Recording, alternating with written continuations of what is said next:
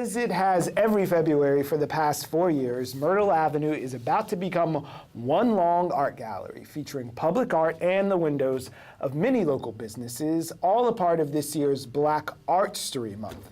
But there's more. Every Friday evening, there are free events like dance, music, film, and poetry, for example. And we want to welcome back the woman who makes it go. Meredith Phillips Almeida is the executive director of the Myrtle Avenue Brooklyn Partnership.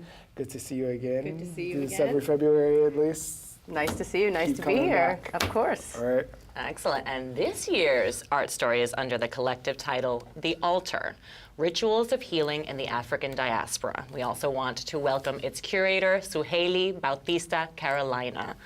Welcome to the show. Thank you for having us. Well, thank you both for joining us. Meredith, let's start with you. How did the idea for Art Walk come about? Well, I'll say this. At our organization, the Myrtle Avenue Brooklyn Partnership, we value history. And we understand that our identity as a place on Myrtle Avenue is built on the stories of those that have come before. And there's this really rich cultural history in our community. Our neighborhood has been an incubator for artists and creatives, especially African American artists and artists of color who have really made a mark, not just on culture in our community, but beyond. And we wanted to elevate that story of our community and connect artists in the present to that and create a space on Myrtle Avenue where artists could continue that conversation, especially if they wanted to use their art to start a dialogue with community. And we think there's this really wonderful opportunity with businesses, which is sort of, not traditional. You might see art in an art gallery or in a space like BRIC, but in a business, this can also be a place where artists can sort of share their work and their ideas, and people from the community can interact with it directly and have that dialogue. That sounds like a challenge laid down for you, Madam Curator. So how do you start and continue that dialogue using non-traditional spaces that we are like trained to just go and maybe not even look up from our phone as much? How do you bring in that stuff? Yeah, I think you just go a little further and think through who passes through those merchant spaces, what are the types of stories and dialogues that happen in those spaces, and how can they be connected back to the themes that we're trying to explore through Black ArtStory Month. So we'll talk about healing, I'm sure, but those are things that in our everyday lives we experience and we have interactions with, and so it's important to think everyday people walk through these merchant spaces, and so how can we engage them in conversation that is related to what we experience as people, but through the lens of arts and culture, and we can do that. Let's talk about that theme now, Suhaly. Let's do, yes, indeed. So it's The Altar, Rituals of Healing in the African Diaspora is the theme. How did that come about for you, especially in this year, in this particular moment in our history, healing? Yeah. Or was it going to be called something else if things would have been different in November? Yes, Fire. How it burns.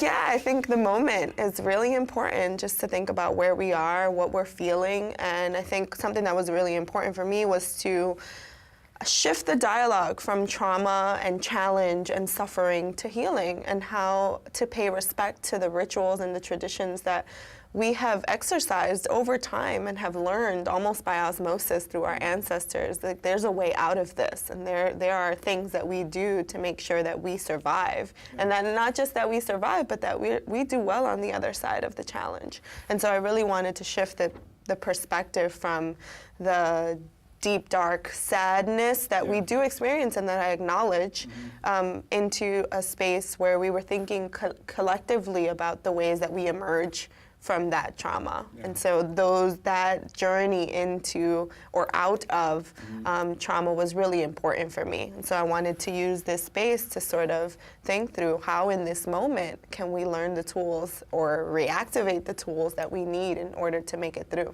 So Meredith, let's get into some of these events, talking about the balance, because everyone we know has been out protesting, going to actions. You can give us another way to congregate where we can save our voices and just relax and enjoy each other in spaces that are safe. Sure, and I think the kickoff this Friday is a great example of that. It's going to be held at the Ingersoll Community Center, which is at 177 Myrtle Avenue. Moments away from here. Very close. Yes.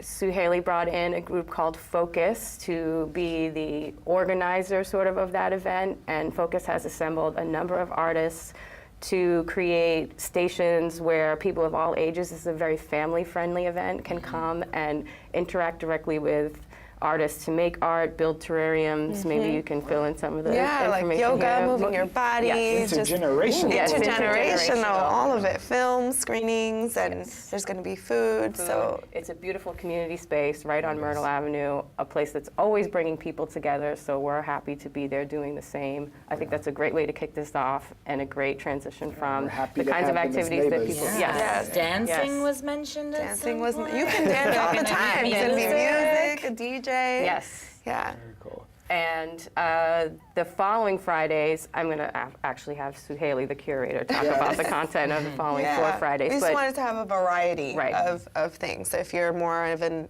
I want to do it hands-on kind of person, there's something for you there. If you wanted to sit back and sort of learn and just observe, there's something for you there. So there's poetry readings, and there's collective art making, there's dance, there's yoga, there's performances to go to that are, there's a paint and sip, you know, like a drink and draw. So there's several events for all the varieties of kind of engagement that you'd like to do.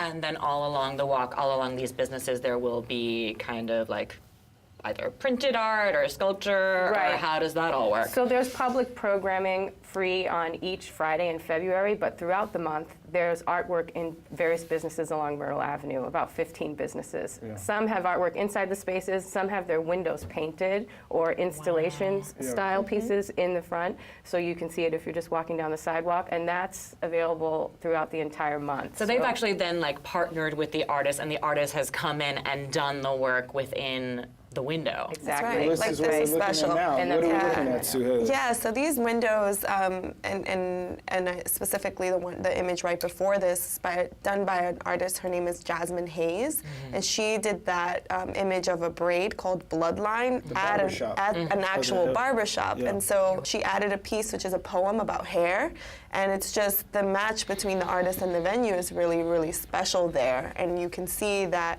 You know, this is not just, it's not just hair. It's not just my hair. There's a story here. And so that connection between the image and the merchant space is really important and something that we take very seriously. And you'll find that all kinds of businesses are participating.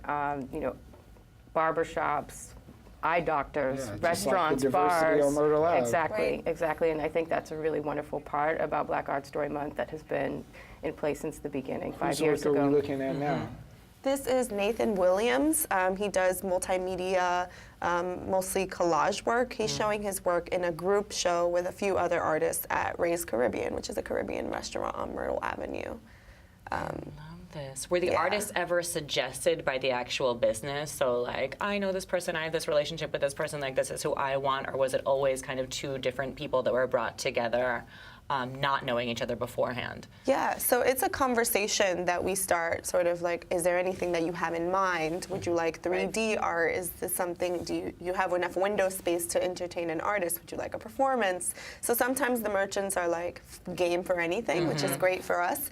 And sometimes they are looking for something particular, and we work together with them to make that happen, to And try our best. Unlike a gallery, it's not a blank canvas. It's a business. Right. So you sort of have to make sure that the business owner is comfortable and supportive of what's going to happen there in order for this to be successful. So it is very much about that one-on-one conversation with each of them to decide how this is going to take place in their spaces. So in our last few seconds, I just want to ask you about this process of art, and especially in the times we're in now where there's so much resistance and people are acting and standing up, how self-healing and care can be an act of resistance. That's right. I mean, you can't pour water from an empty cup, right? That's the saying. So this is also something that fills us up. This is, I mean, these traditions, these rituals, these pieces of healing are what fuel us in order to give us the energy to be the activists, the mothers, the teachers, all of the educators that we need to be right now. So in order to get that, I feel like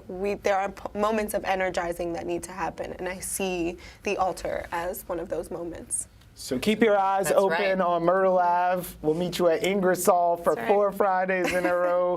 Thank you so much for being here and the work every year. Thank you. Let's do a good job.